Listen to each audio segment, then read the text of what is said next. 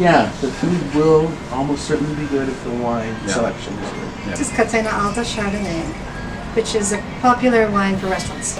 So it strikes me as quite elegant, not a whole bunch of oak, nice acidity, juicy, without... Yeah, I think it's very, of course, in Mendoza nowadays, the vineyards that you use are very high altitude. This is above 3,000 feet elevation, and you get this natural acidity to it. And as I mentioned, I think there's a whole wave of stuff coming from Argentina that's been waiting to be discovered.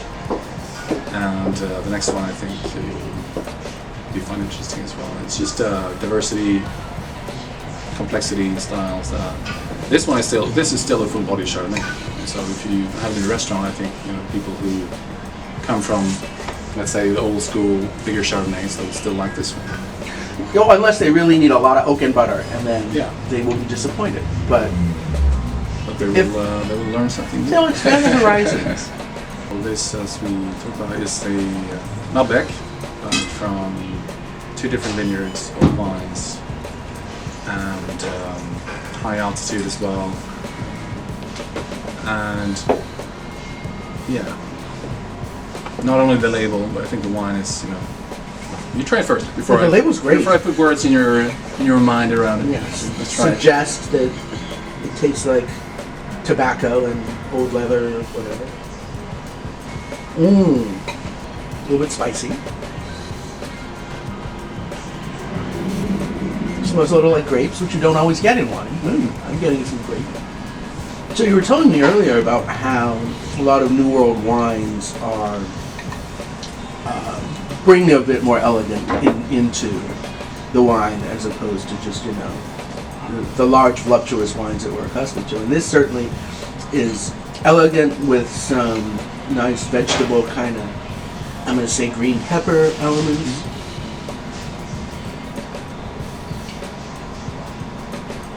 I have a lot of opinions about this, but I want to wait and hear you first before I start.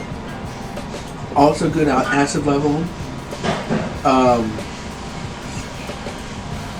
Some tannin, but nothing that is off-putting, but enough to make me feel like I want to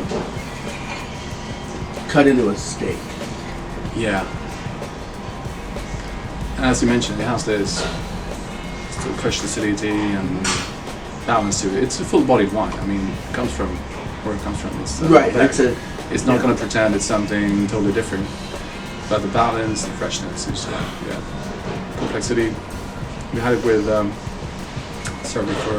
after the awards on Wednesday night. We all went to a wine bar and shared this with all the top songs in New York. And maybe not that familiar with the latest wines from Argentina. It was quite fun to see the reaction. They were like, wow, that's serious stuff.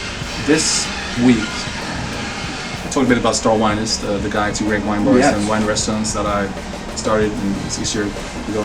Yeah, so we started in Stockholm, Sweden, 6 years ago, 2017, with a selection of great wine bars and wine restaurants selected by wine professionals. And been growing ever since through our network with sommeliers in many countries, wine writers, and basically asking the question, if we come to your city, which other places you'd like to bring us to?